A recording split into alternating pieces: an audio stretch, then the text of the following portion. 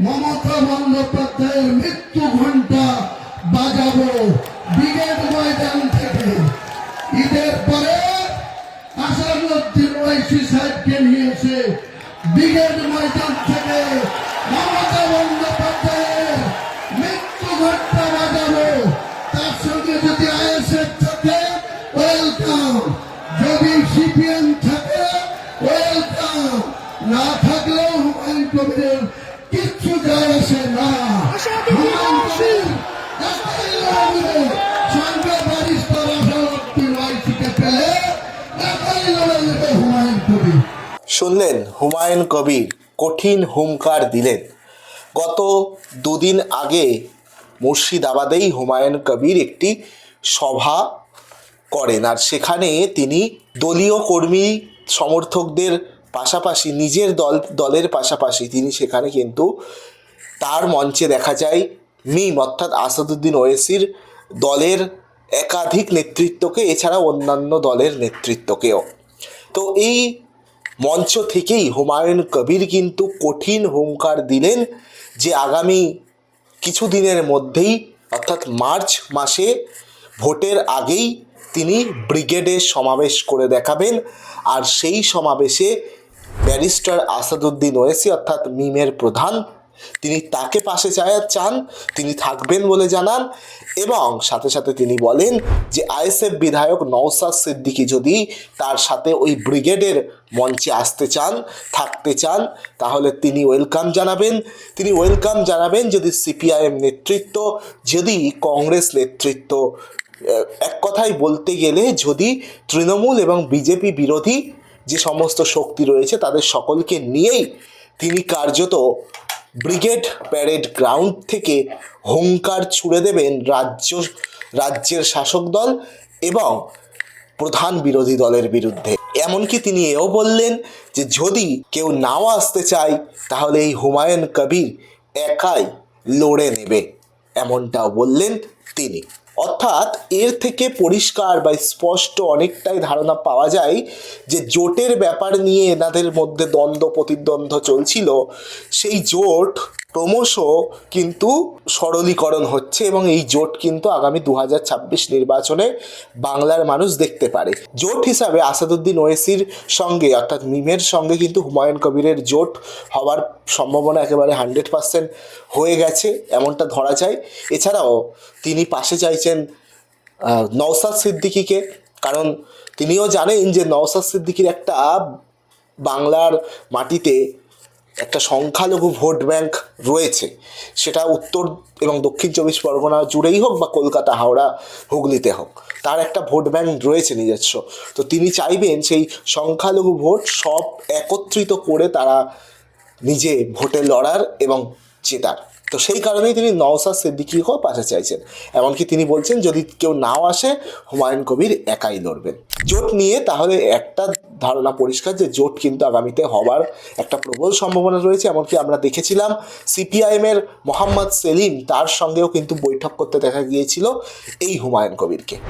তো এই জোট আগামী দিন দেখবে এবং 2026 নির্বাচনের আগেই ব্রিগেডে একটা বড় সমাবেশ কিন্তু এই জোটের হবার ঘোষণা কার্যত দিয়ে দিলেন হুমায়ুন কবির। এই মন্তব্য ছাড়াও আরও অন্যান্য মন্তব্য করেছে। কি বলেছে আরেকটা মন্তব্য শোনাই। আরেকটা বলেছে যে এই যে দীঘায় জগন্নাথ মন্দির থেকে শুরু করে দুর্গাঙ্গন নিউ টাউনের বুকে, তারপরে ওই যে উত্তরবঙ্গের শিলিগুড়ি না জলপাইগুড়ির ওদিকে একটা মহাকাল মন্দির করার ঘোষণা দিয়েছেন মাননীয় মুখ্যমন্ত্রী। এই সমস্ত নিয়ে তিনি প্রশ্ন তোলেন, সরকারি টাকায় এগুলো কেন করা হচ্ছে এই নিয়ে প্রশ্ন তোলেন।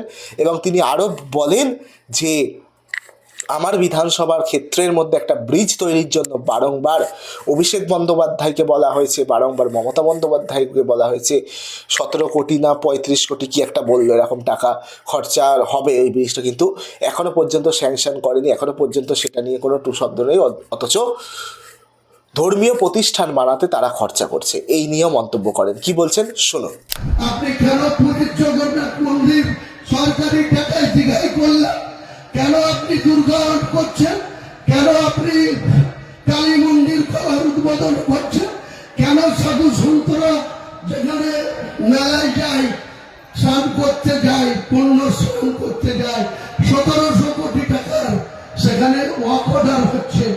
আমার কনস্টিটিউশনের একটা 35 কোটি টাকার লোহাদাঘাটের ব্রিজের জন্য অভিষেককে বলেছি, মমতাকে 4 বার বলেছি, এখানকার ডিএমকে 7 বার বলেছি, আজ পর্যন্ত হয় না।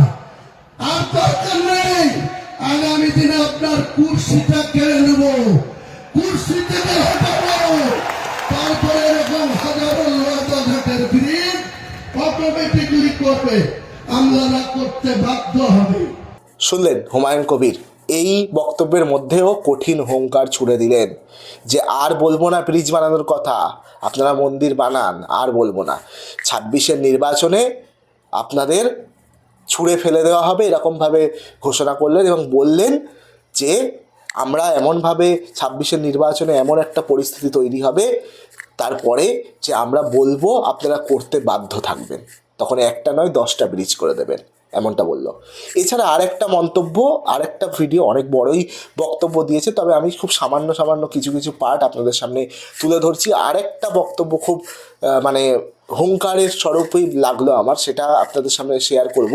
সেখানে বলছে যে হুমায়ুন কবির তিনি কংগ্রেসের হাত ছেড়ে গত 2012 সালের 20শে নভেম্বর কংগ্রেসের হাত ছাড়েন তিনি, এবং তখন ঠিক সেই দিন তৃণমূল কংগ্রেসের মমতা বন্দ্যোপাধ্যায়ের হাত ধরেন, আর সেটাকেই তিনি একেবারে ঐতিহাসিক ভুল বলছেন তার জীবনের।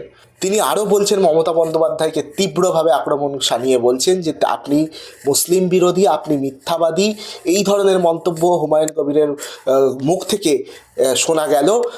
আপনার সাথে যুক্ত হওয়া, আপনার দলে থাকা, আপনার হাত ধরা, এটা আমার ভুল, এটা আমার ঐতিহাসিক ভুল, এই ধরনের মন্তব্য তিনি করলেন।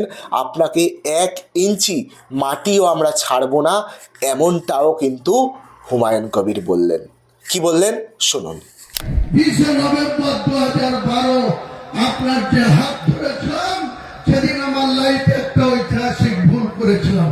আপনি যে এত বড় মিথ্যাচারী, আপনি যে এত বড় মুসলিম বিরোধী, আপনার সঙ্গে আরএসএস এর যে এত ভেতর থেকে লাইন, আমি সেদিন বুঝতে পারিনি। তাই মমতা বন্দ্যোপাধ্যায়, আপনার রাতের ঘুম যত দিন যাবে, হুমায়ুন কবির, যত আপনার সরকার বিরোধী দল আছে, সেই দলকে একটা করে এইরকম মঞ্চ বেঁধে, কখনো মেদিনীপুরে, কখনো বর্ধমানে, কখনো আসানসোলে, কখনো কুচবিহারে, কখনো মালদা, কখনো আলিপুরদুয়ার, কখনো দক্ষিণ 24 পরগনা, উত্তর 24 পরগনা, কখনো নদিয়া, কোন জায়গায় 1 ইঞ্চি মাটি আপনাকে ছাড়ব না, 1 ইঞ্চি মাটি আপনাকে ছেড়ে দেব না। আগামী দিনে আজকের এই শপথ অঙ্গীকার একটাই, যে মমতা বন্দ্যোপাধ্যায়ের যে মিথ্যাচার সরকার, যে তোলাবাজি সরকার, যে জুচ্চরের সরকার, যেভাবে মানুষের সঙ্গে শুধু মিথ্যা আর মিথ্যা চালাচ্ছে, তাদের যোগ্য জবাব দেওয়ার জন্য হুমায়ুন কবির কাছে একটা জেএমপি পার্টি করতে হয়েছে। আমি করজোরে প্রত্যেকটা রাজনৈতিক দলকে বারবার আপিল করছি, আপনারা যদি সত্যিকারের এই মহিলাকে ক্ষমতাচ্যুত করতে চান, এই মিথ্যাচারীকে ক্ষমতাচ্যুত করতে চান, 2011-তে 34 বছরের যে পরিবর্তন এসেছিল, আবার 2026-এ মমতা ব্যানার্জির পরিবর্তন করে আমরা মিলেমিশে, আমরা কেউ বড় না, কেউ ছোট না, সবাই মিলে আমরা ঐক্যবদ্ধ হয়ে মমতা বন্দ্যোপাধ্যায়কে ক্ষমতাচ্যুত করি, নাহলে বাংলাটা বাঁচবে না, বাংলার কর্মসংস্থান হবে না, বাংলার সংস্কৃতি প্রিয় মানুষ প্রতি পদে পদে লাঞ্ছিত হচ্ছে, বঞ্চিত হচ্ছে। শুনলেন হুমায়ুন কবির তিনি কি বললেন। কার্যত হুঙ্কার ছুড়ছেন একের পর এক রাজ্যের শাসক দলকে। এখন দেখার বিষয় এই হুঙ্কারে কত কাজ হয়।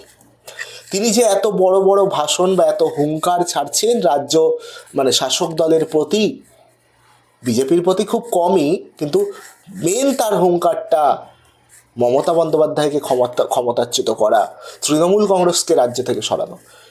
অনেকে প্রশ্ন তুলছেন, তৃণমূল কংগ্রেসকে রাজ্য থেকে সরানো হলে সেক্ষেত্রে কি তার দল ক্ষমতায় চলে আসবে? রাজনৈতিক বিশ্লেষকরা বলছেন একদমই নয়। অনেকের মত যে হুমায়ুন কবির নিজে এত ভাষণ বা এত বক্তৃতা দিলেও রাজনৈতিকভাবে তিনি কিন্তু ক্ষমতায় আসা সম্ভব নয়, কিন্তু তিনি সরকার গঠনে গুরুত্বপূর্ণ ভূমিকা অবশ্যই রাখতে পারে। অবশ্যই সেটা পরবর্তী বিষয়। চোখ থাকবে সব দিকে, আপনারাও দেখতে থাকুন N24 টিভি। এবং এই যে বক্তব্যগুলো, এই যে মন্তব্যগুলো আপনাদের কেমন লাগলো, আপনাদের যদি কোনো মতামত থাকে অবশ্যই জানাতে পারেন কমেন্ট বক্সে, এবং নজর রাখুন N24 টিভিতে।